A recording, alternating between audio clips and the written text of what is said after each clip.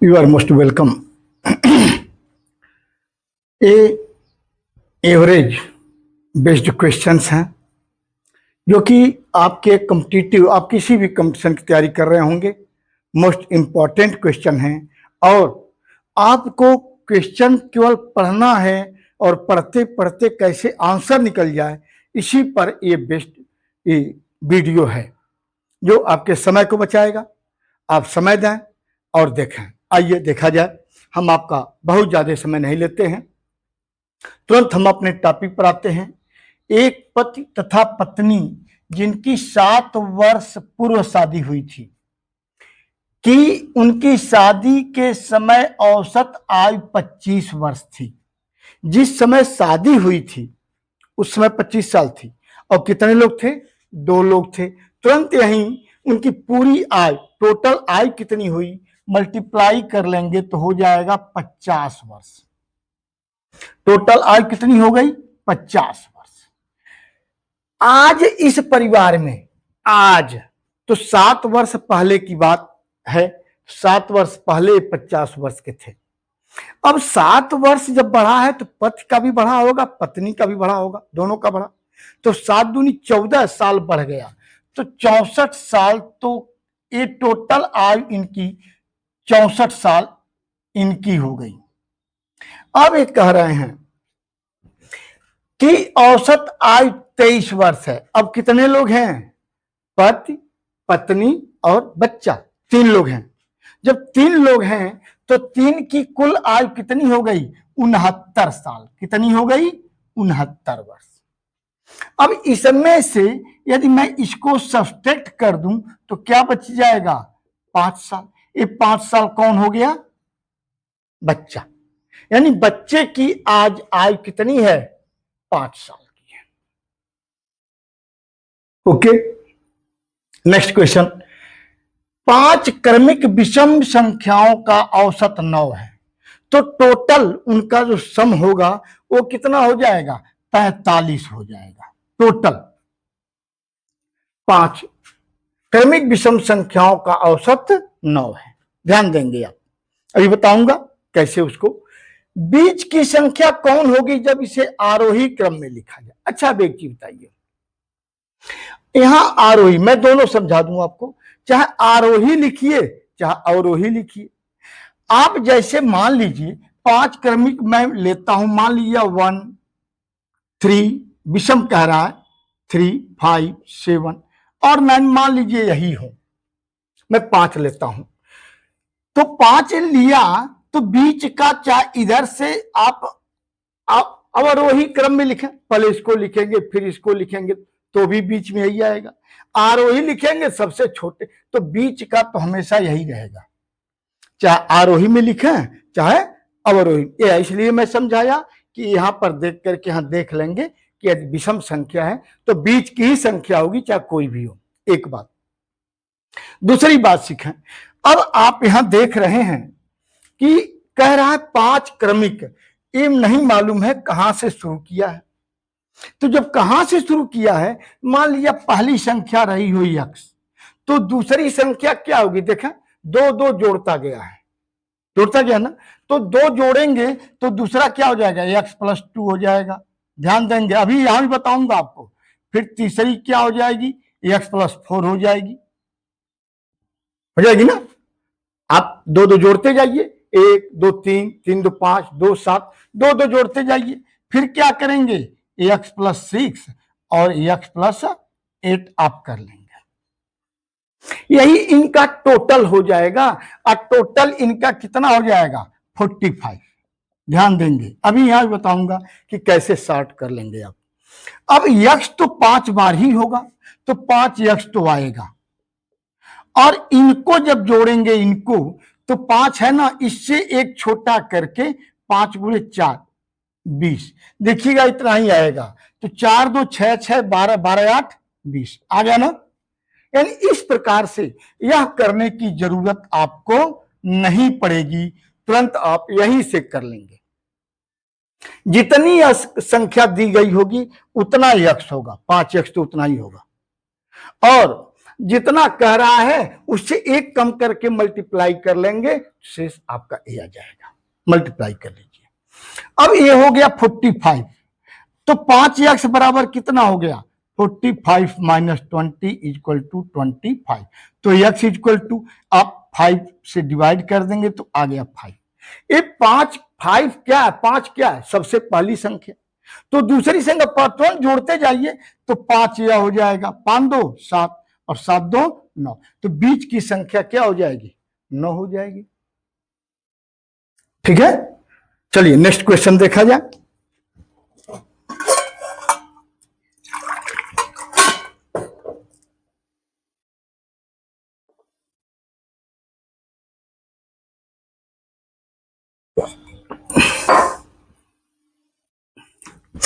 प्रथम 10 सम संख्याओं का औसत क्या होगा।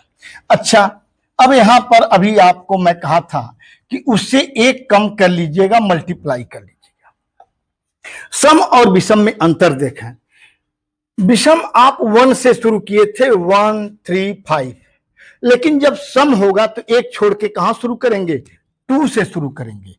2 4 6 8 ऐसे करेंगे। कह रहा प्रथम सम संख्याओं का, तो प्रथम सम संख्या 2 ही से शुरू होगा, x2 मानने की कोई जरूरत है ही नहीं है। अब हम यहां क्या कर देंगे, तो 10 बार ऐसे आप लिखेंगे। चलिए एक बार पहले लिख लूं, तो 2 4 6 8 10 12 14 16 18 3 3 6 3 और 20 ये हो गया। अभी आप इनको जोड़ें टोटल तो आएगा n इंटू n प्लस 1, इतना ही आएगा। यानी 10 है ना, तो 10 गुणे 11 यही आएगा। अभी टोटल देखा जाए तो 4 दूनी 6 दूनी 12 8 20 10 30 30 12 42 4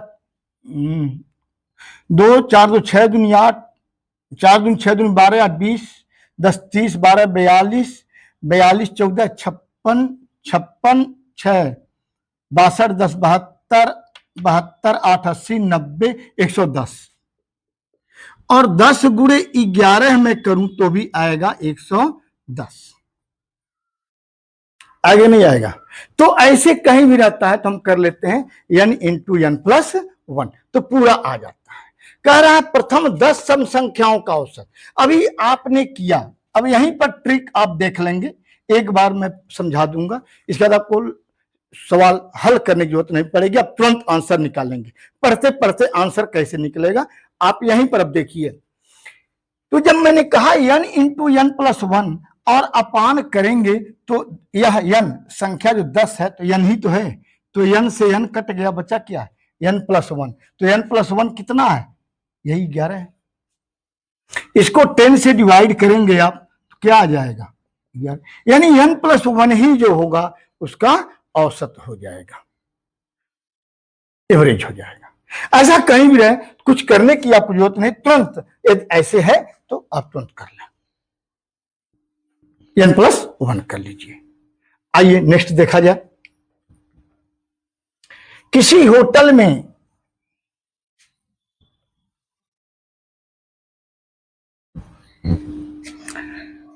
हाँ, एक चीज मैं जरूर कहूंगा, आप ये पहली बार आए हैं और आपको अच्छा लग रहा है, सब्सक्राइब ना किए हो प्लीज सब्सक्राइब कर लें, अच्छा लगे लाइक कर दें, अपने मित्रों को शेयर कर दीजिए और एक अच्छा सा कमेंट डाल दीजिए।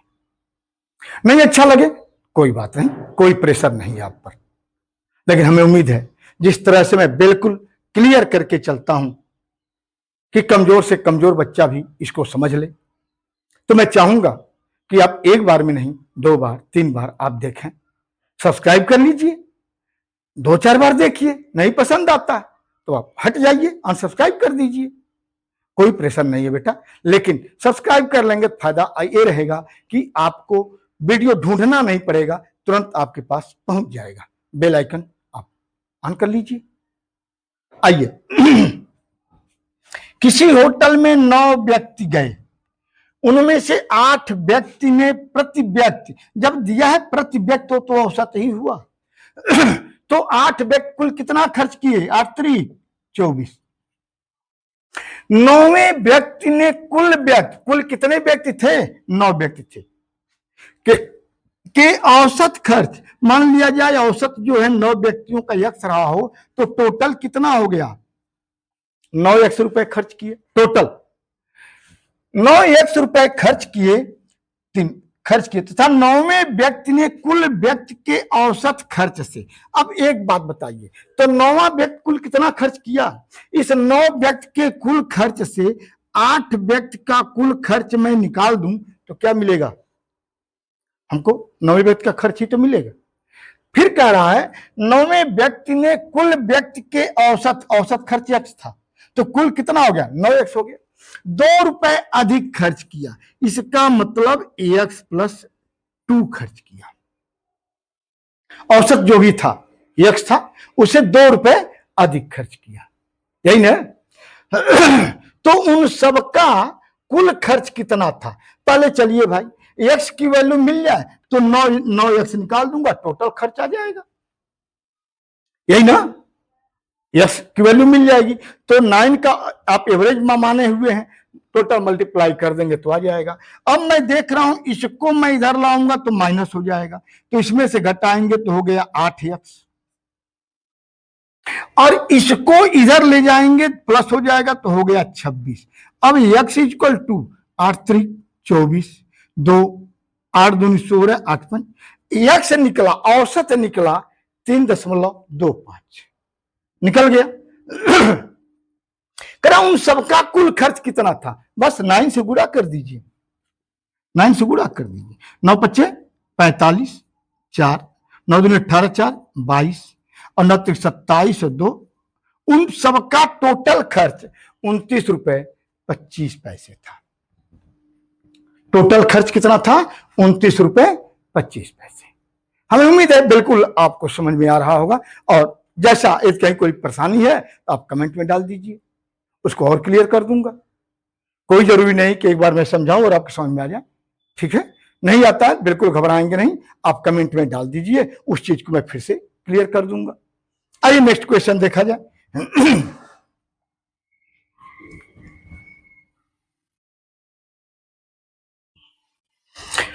सोमवार से बुधवार, गिन लीजिए, सोम मंगल बुध 3 दिन हुआ, का औसत तापमान 37, तो 3 दिन का कुल कितना हो गया? 3 7 21, 3 3 9 2 11, टोटल तापमान हो गया 111 डिग्री सेल्सियस। फिर कह रहा है मंगलवार से बृहस्पतिवार, तो मंगल बुध बृहस्पति, ये भी 3 दिन हो गया, तो 3 से मल्टीप्लाई कर दीजिए 34 में, तो 3 चौक का 12 और 3 3 का 9 2 11।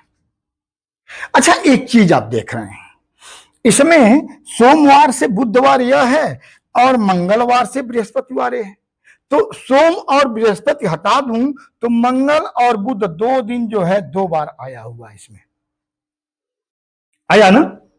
तो अब कह रहे हैं औसत तापमान, ये तो हो गया, ये सोमवार से बुधवार है और ये मंगलवार से बृहस्पतिवार है।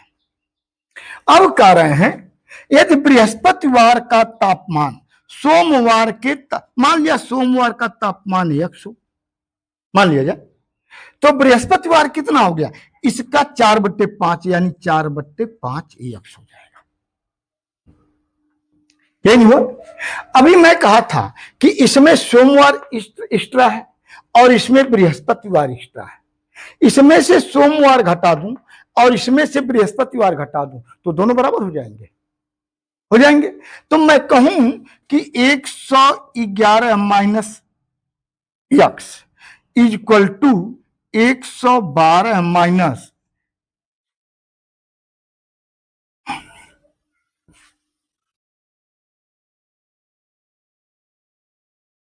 सॉरी 3 चौक 12 3 तक का 9 1 10 102।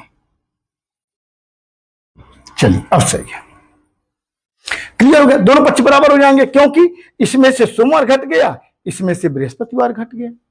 अब मंगल और बुध 2 ही बचे, अब यह इक्वल टू ये हो जाएगा। अब मैं क्या करूं, इसको x को आप इधर ला देंगे तो ये प्लस हो जाएगा और इसको इधर ले जाऊंगा तो माइनस हो जाएगा ना? ध्यान दें। अच्छा, अब ये कह रहे हैं भाई मैं कहीं गलत तो नहीं किया हूं, सोमवार से बुधवार तक 37 3 से 21 3 का 9 11 सही है, मंगलवार से बृहस्पतिवार तक 3 चौक 12 3 का 9 1 10 सही है।